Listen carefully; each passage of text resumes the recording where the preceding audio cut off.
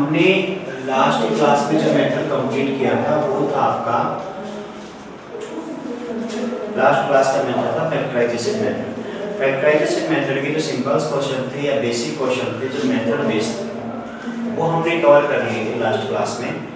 इसके अलावा factorisation method के कुछ क्वेश्चन हैं लैंग्वेज वाले, वो हम सब बच्चों के पास बुक अवेलेबल होने के बाद करवा देंगे। आप जल्दी से जल्दी बुक अरेंज कर लेना जिन बच्चों के पास अवेलेबल नहीं है।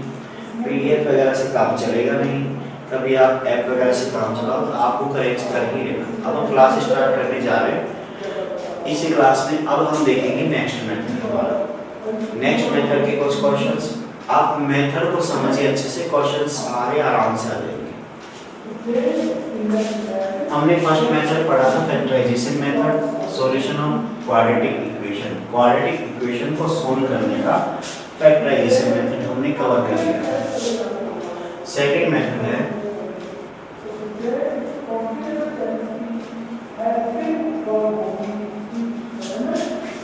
Perfect square method. यह इसका दूसरा नाम भी होता है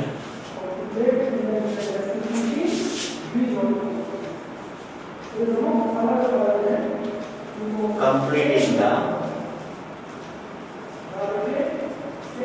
square। तो ये हमारा नेक्स्ट मेथड है perfect square method, completing the square. देखो बेटा इसमें हम क्या करेंगे,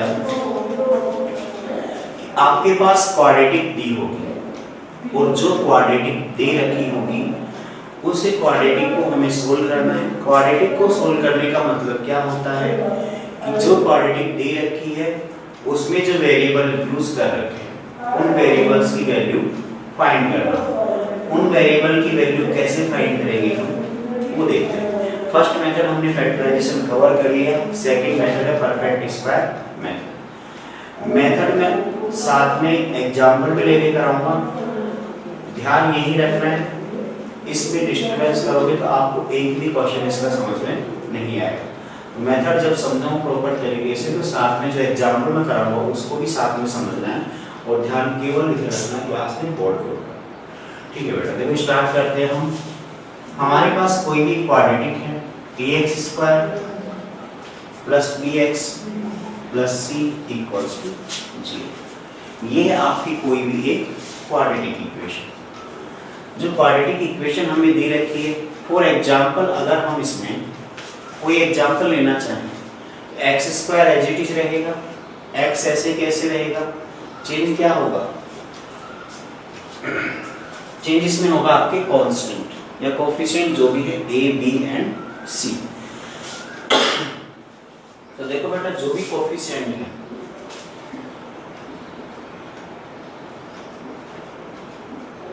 जैसे मान लेते हैं कि ये हमने कोई भी एक एग्जांपल ले लिया, पूरा मेथड और एग्जांपल साथ में समझ लें आप। ये आपके पास कोई भी क्वाड्रेटिक है जिसका एग्जांपल हमने ये ले लिया। इस केस में आपके पास a की वैल्यू 1 है, b की वैल्यू आपके पास 2 है और c की वैल्यू कितनी है 3 है।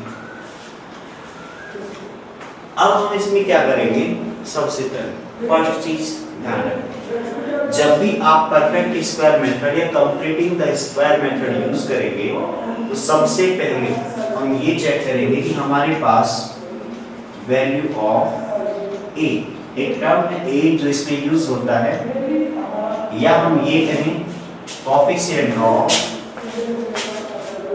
X square. दोनों चीजें एक ही बात है, एक्स स्क्वायर का कोफिशिएंट या एक ही वैल्यू, ये हमेशा कितनी होनी चाहिए 1।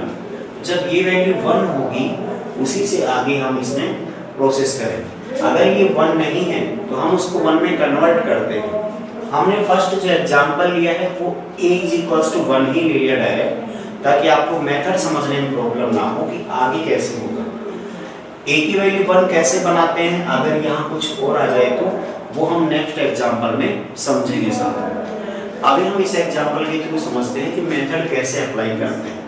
तो देखो बेटा सबसे पहले हम इसमें क्या करते हैं, a की वैल्यू को 1 बनाएंगे। a की वैल्यू को 1 बनाने के बाद जैसे मान लिया कि मैंने a से सबको डिवाइड कर दिया, x² plus b upon a x plus c upon a is equals to 0।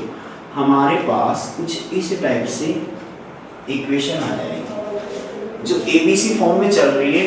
उसमें केवल आपको इतना समझना है कि प्रोसेस क्या है करने की, ना तो आपको ए याद रखना है, ना बी याद रखना है, ना ही सी याद रखना है, केवल और केवल प्रोसेस पे ध्यान देना है। अब वो हम यहाँ अप्लाई करेंगे, तब आप ध्यान दो कि क्या आएगा और कितना आएगा। देखो बेटा, x square plus 2x plus 3 है, एक्स स्क्वायर कोएफिशिएंट 1 होना चाहिए, यहाँ 1 ऑलरेडी है, मतलब आप इस क्वेश्चन में यहाँ तक ऑलरेडी पहुँच चुके हैं। अब इसमें जो मेन चीज है करने की वो देखते हैं। इसमें मेन चीज क्या है, जैसे हम कोई भी टर्म फाइंड करते हैं, मान लेते हैं वो डी मान लेते हैं, आपकी जो मर्जी हो वो टर्म आप फाइंड करो। डी मान लेते हो, डी क्या होता है आपका half into coefficient of x, ये आपका एक टर्म होता है, half into coefficient of x. जैसे जो आपने डी टर्म एज्यूम किया है, इस डी टर्म के अंदर बेटा आवाज क्लियर नहीं आ रही, ठीक है, डी की वैल्यू हम फाइंड करेंगे half into coefficient of x का होल स्क्वायर। ये चीज ध्यान रखना, मैं इस टर्म को ऐसे भी लिख सकता हूँ coefficient of x divided by 2, फिर जो टर्म आएगा उसका होल स्क्वायर। उसे d का क्या करना है हमें, क्या नहीं करना है, वो आगे समझते हैं। एग्जांपल में आगे बढ़ते हैं। देखो बेटा, एग्जांपल में आगे बढ़ेंगे तो क्या आएगा इसमें, जैसे कि हमने एक्स स्क्वायर लिया है प्लस, अब इसमें अगर हम d फाइंड करना चाहें तो d क्या है, half into coefficient of x, half into coefficient of x। यहाँ जो कोएफिशिएंट ऑफ x आएगा, कोएफिशिएंट ऑफ x, और उसका हमें क्या करना है स्क्वायर। तो इस केस में हमारे पास आ गया हाफ इंटू 2 और उसका होल स्क्वायर। इट मींस ये कैंसिल होगा तो आपके पास आ गया 1 और 1 का स्क्वायर। ये डी वाला पार्ट है। डी वाला पार्ट काम क्या आता है, हम एग्जांपल में ही आगे बढ़ते हैं, ध्यान दो। सबसे पहले क्या करेंगे, ए की वैल्यू 1 होगी, ए की वैल्यू 1 होने के बाद डी फाइंड करेंगे, डी फाइंड करने के बाद क्या करते हैं वो देखो। ये जो इक्वेशन है इसमें एक्स स्क्वायर प्लस 2x, यहाँ तक एज इट इज लिखेंगे, स्क्वायर वाला पार्ट और एक्स वाला पार्ट। इसके बाद जो आपने डी फाइंड किया है उस डी को हम ऐड करेंगे इसमें, उसी डी को सब्ट्रैक्ट करेंगे, फिर उस इक्वेशन में एक्स स्क्वायर प्लस 2x आपने नोट किया था, ये आपने डी को ऐड और सब्ट्रैक्ट किया है, उसके बाद प्लस 3 ऐसे कैसे इक्वल टू 0। किसी भी एक्सप्रेशन में आप कुछ प्लस या माइनस करते हो तो उस एक्सप्रेशन के रिजल्ट में कोई इफेक्ट नहीं पड़ता है, चाहे आप कुछ प्लस करो, लेकिन ये ध्यान रखना प्लस करते हो वही नंबर माइनस भी करना पड़ेगा। ऐसा नहीं कि हाँ प्लस ही प्लस करते जा रहे, माइनस कुछ किया ही नहीं, तो इक्वेशन बैलेंस ही नहीं होगी, और बैलेंस बिगड़ गया तो आपको पता है फिर क्या होगा। ठीक है, अब देखो यहाँ हमने ये टर्म लिखे, यहाँ से यहाँ तक ये जो लिखा हुआ है ये कौन सा पार्ट है, a square plus 2ab plus b square. तो ये आपके पास आ गया a प्लस बी का होल स्क्वायर, ये आ गया आपके पास a प्लस बी का होल स्क्वायर, x प्लस 1 का होल स्क्वायर। देखो आपको पता है a प्लस बी का फॉर्मूला क्या होता है, a प्लस बी का होल स्क्वायर। तो यहाँ जो x प्लस 1 का होल स्क्वायर मैंने लिखा है, ये मैंने ऊपर जो बॉक्स बनाया है इसकी जगह ये लिखा है, तो क्या इसको एक्सपेंड करने पे ये आता है, बताओ यस और नो, आता है। तो नीचे वाले पार्ट को एक्सपेंड करने पे ये आता है, तो इसकी जगह ये भी पुट कर सकते हैं, तो ये आ गया आपका x प्लस 1 का होल स्क्वायर। बाकी जो पार्ट बचा हुआ है उस पे ऐसे कैसे नोट कर दो, -1 प्लस 3 इक्वल्स टू 0। यहाँ से आगे हम चलेंगे तो हम इसकी वैल्यू फाइंड कर लेंगे। तो देखो बेटा आप इसको नोट कर लो, फटाफट स्क्रीनशॉट ले लो, फिर हम एग्जांपल में ही आगे बढ़ते हैं। एग्जांपल के थ्रू समझोगे ज़्यादा बेटर है। रोल नोट करिए, आगे बढ़ते हैं। एक साइड का नोट कर लिया हो, कोई काम का नहीं है बेटा।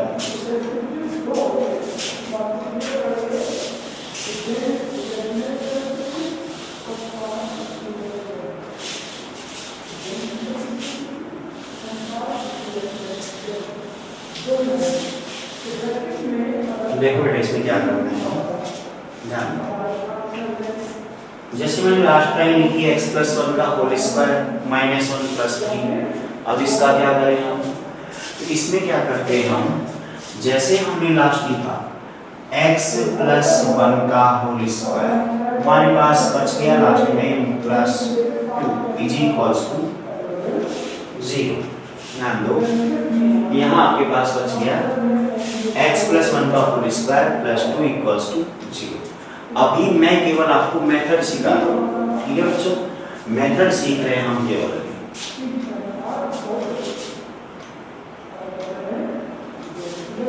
तो यहाँ से x + 1 का whole square is equals to आएगा आपके पास -2, और यहाँ से x + 1, जब हम किसी का होल स्क्वायर हटाते हैं ये परफेक्ट स्क्वायर में, परफेक्ट स्क्वायर का मतलब यही होता है कि जो आपके पास वेरिएबल टर्म है उसको एक परफेक्ट स्क्वायर फॉर्मेट में ले जाओ, जो कांस्टेंट है उसको राइट साइड ले आओ, और जो बचेगा वहां से x की वैल्यू निकाल लेते हैं।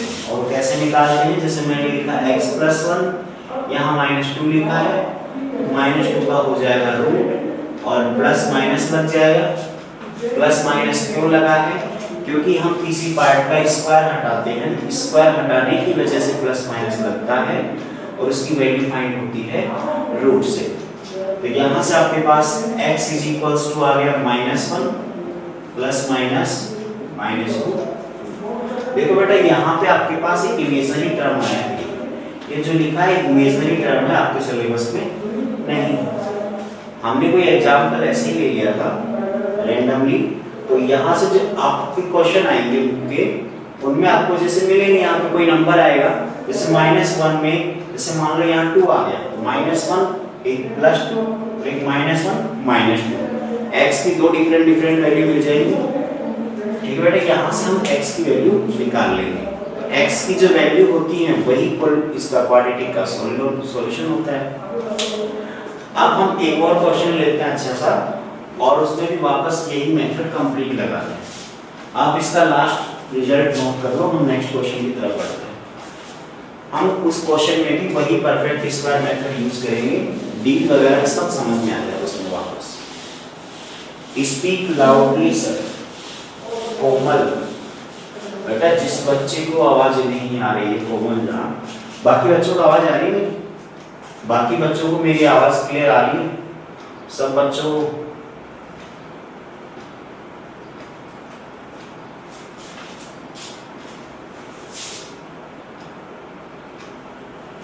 अब आ रही है सबको clear? Kapil Chaudhary, no sir. मेरी आवाज क्लियर आ रही है सब बच्चों को? क्लियर आ रही है तो बताओ, फिर हम आगे बढ़ते हैं। ठीक है बेटा, थैंक यू। थैंक यू बेटा। अगले क्वेश्चन की तरफ बढ़ते हैं।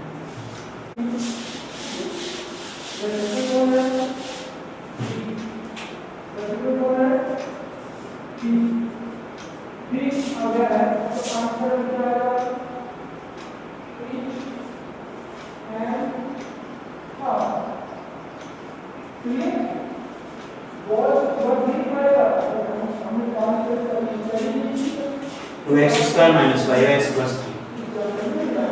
देखो बेटा ध्यान से समझना, पूरा मेथड वापस रिवाइज होगा। आपको अगर एक क्वेश्चन भी माइंड में फिट हो गया, पूरा मेथड फिट हो गया, ये ध्यान रखना। अब हम वापस ये मान लो चाहो तो पिछला पैटर्न रिपीट कर रहे हैं, आपको दोबारा समझा रहे हैं कि बात क्वेश्चन का पैटर्न थोड़ा बदल दिया है। उससे क्या है, क्वेश्चन में जो वैरायटी होगी उससे आपको प्रॉब्लम नहीं होगी।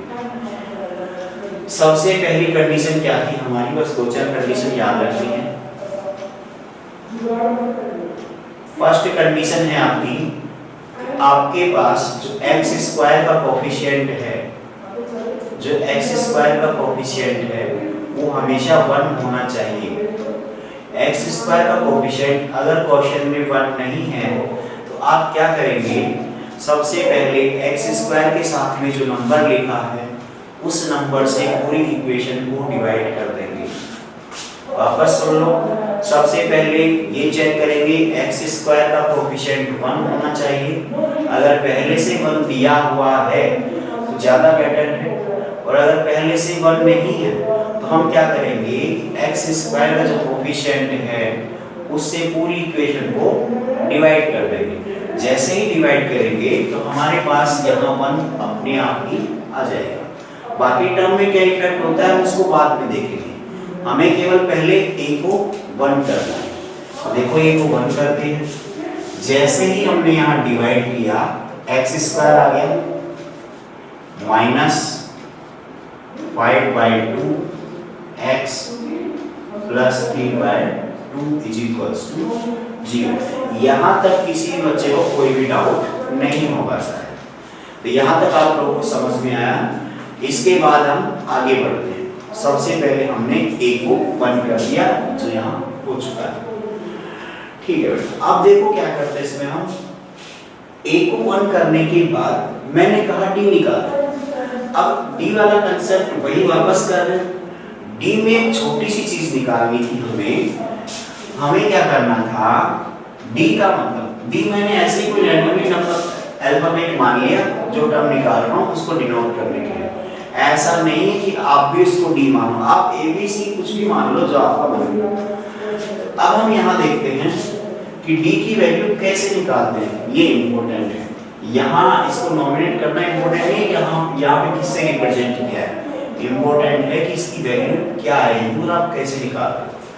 तो d की वैल्यू कैसे आएगी, हम क्या करते हैं कि जो हमें दिया हुआ है ऊपर इक्वेशन उसमें half into coefficient of x, ध्यान देना वापस, हाफ को हम मल्टीप्लाई करते हैं x के कोफिशिएंट से। x के कोफिशिएंट से जब आप मल्टीप्लाई करते हो हाफ को, उससे टाइम प्लस या माइनस यूज नहीं करेंगे क्योंकि उससे कोई फर्क नहीं पड़ने वाला।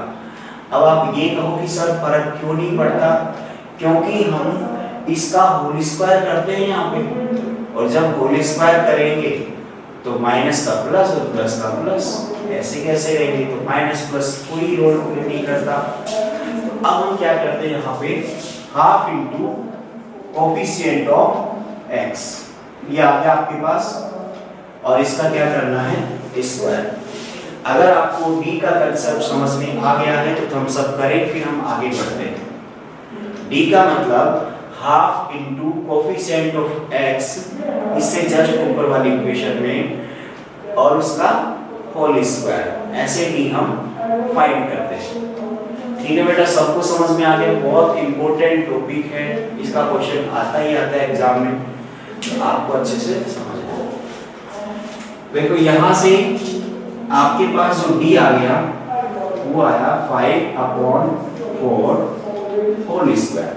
यहाँ तक किसी भी बच्चे को कोई प्रॉब्लम नहीं होगी सर। अब हम क्या करते हैं, इसके बाद जो आपके पास ये इक्वेशन थी, इसको थोड़ा सा मॉडिफाई किया आपने, उसके बाद जो इक्वेशन थी उसी को लिखेंगे। फर्स्ट इक्वेशन को तो चेंज कर लिया था, तो यहाँ से जो एक्स स्क्वायर वाला टर्म है वो भी ऐसे कैसे, मतलब x तक सारे टर्म लिखने, वेरिएबल वाले ऐसे कैसे लिख दो। d को कहाँ ऐड करते हैं, x वाले टर्म के बाद d ऐड करते हैं, d को सब्ट्रैक्ट करते हैं, और इक्वेशन में जो पार्ट बच जाता है उसको ऐसे कैसे लिखते हैं। तो यहाँ लिखा x स्क्वायर, फिर ये लिखा -5/2x, फिर लिखा अब प्लस का 3/2। मैंने बताया इक्वेशन में x वाले पार्ट तक आपको एज इट इज लिखना है, फिर आपको d वाला पार्ट ऐड करना है, d वाला पार्ट आपको ऐड करना है, और फिर d वाला पार्ट सब्ट्रैक्ट करना है, क्योंकि आपने जो इक्वेशन ऊपर लिखी हुई थी, इस इक्वेशन में थोड़ा सा चेंज किया है, मतलब अपनी मर्जी से डी ऐड किया है। अपनी मर्जी से कुछ ऐड करते हैं तो इक्वेशन को बैलेंस करने के लिए हम उसमें कुछ सब्ट्रैक्ट भी करते हैं, तभी तो बैलेंस होगी। और अगर माइनस करोगे आप, माइनस करने के बाद प्लस करना पड़ता है बैलेंस करने के लिए। अब आपको एक छोटा सा डाउट होगा, आप लोगों ने पूछा तो है नहीं, लास्ट में बता दूंगा जब क्वेश्चन खत्म होगा तब। यहां से लेकर यहां तक ये वाला टर्म किसका बचेगा? देखो स्टार्टिंग वाला टर्म है ए स्क्वायर, मैं लिख देता हूं,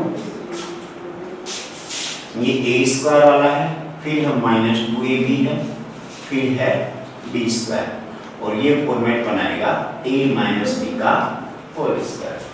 ध्यान देना ये टर्म जो बीच में लिखा है ये क्या बनाएगा फॉर्मेट, a - b का होल स्क्वायर। हाँ, अगर किसी बच्चे को ऐसा लग रहा हो जैसे कि a - b का होल स्क्वायर बनेगा कि नहीं बनेगा, आपने तो लिख दिया, तो वो फिर मैं बताता हूँ फिर से इसको।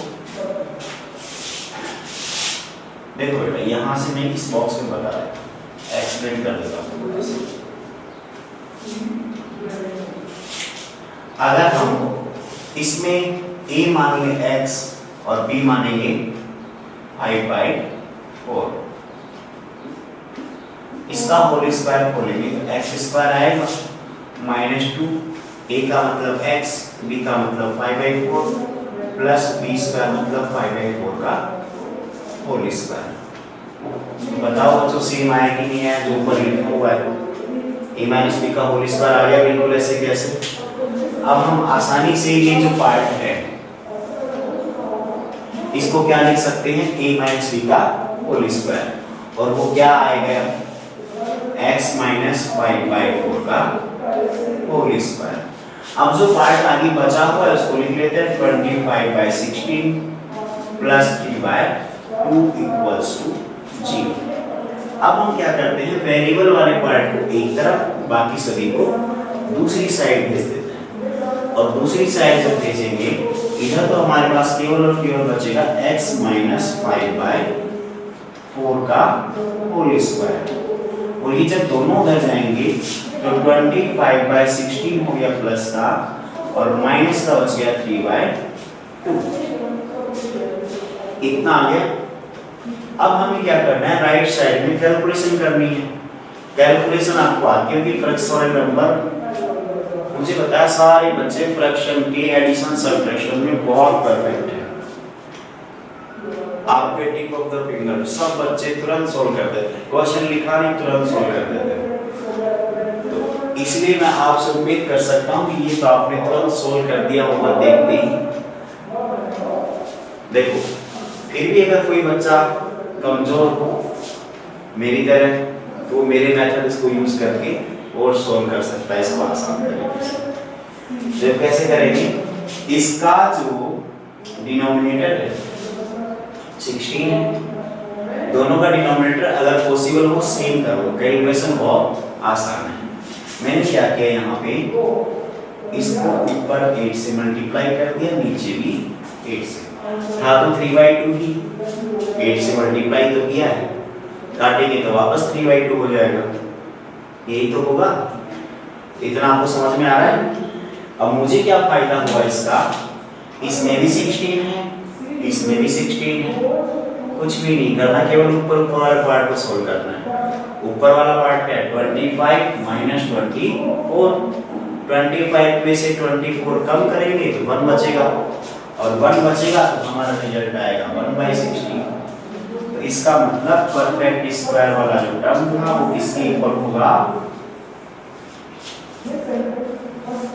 आई कैलकुलेशन समझ में सब बच्चों को आ गया हो तो एक मिनट, आवाज नहीं आ रही बबलू यादव, आपको आवाज नहीं आ रही, बाकी बच्चों को भी आवाज नहीं आ रही है मेरी।